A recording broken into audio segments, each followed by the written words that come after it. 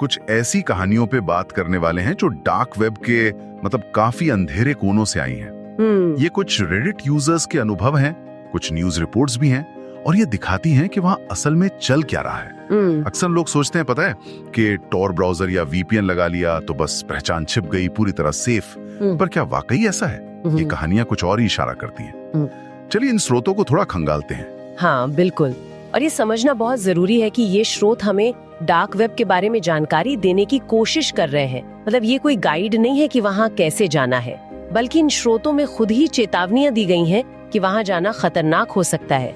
चीजें वहाँ काफी उलझी हुई हैं। तो हाँ, देखते हैं ये कहानियां हमें क्या बताती हैं। पहली कहानी लेते हैं डेरियस की।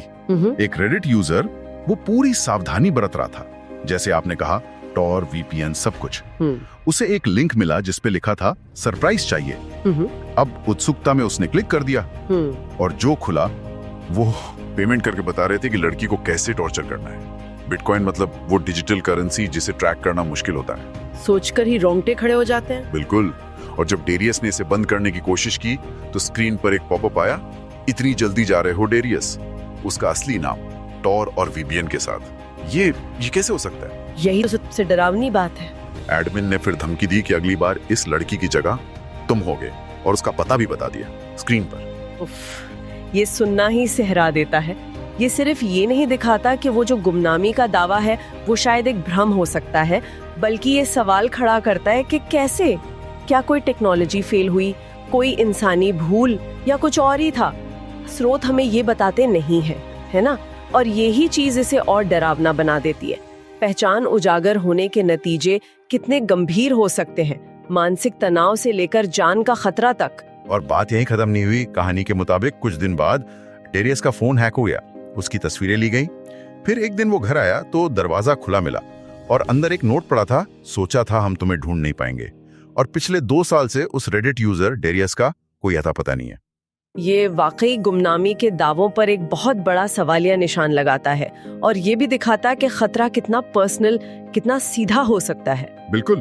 तो ये तो हुई पहचान के खतरे की बात, लेकिन डार्क वेब असल दुनिया के अपराधों को भी सीधे सीधे मदद करता है।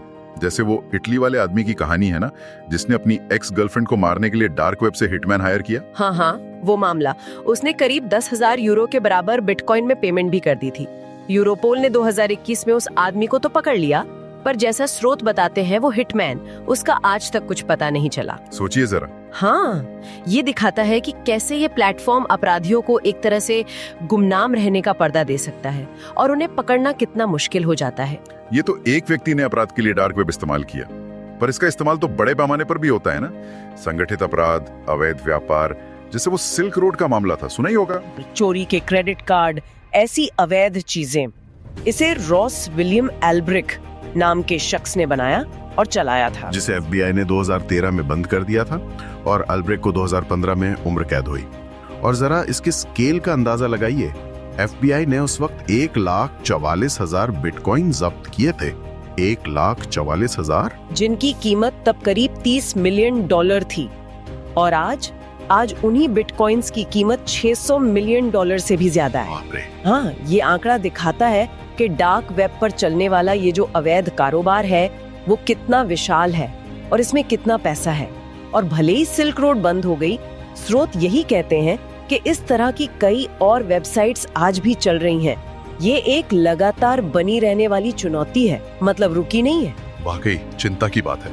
और खतरा सिर्फ बड़े अपराध या गुमनामी खोने का ही नहीं है। एक और कहानी है जो दिखाती है कि कैसे लोगों का शोषण होता है, और वो भी डार्क वेब तक पहुंचने से पहले ही शुरू हो जाता है। आप शायद उस स्कूल क्लीनर वाली कहानी की बात कर रहे हैं, 20 साल की लड़की। हाँ, वही। वो पार्ट टाइम काम करती थी। एक टीचर ने उसे धोखे से एक फॉर्म भरवाया, कहा कि ये स्कूल के लिए फंड जमा करने की पिटीशन है, बस नाम पता वगैरह भर दो।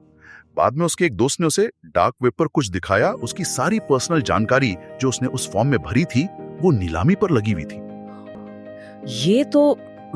ये सोशल इंजीनियरिंग का एक क्लासिक केस है। मतलब भरोसे का गलत इस्तेमाल करके संवेदनशील जानकारी निकाल लेना।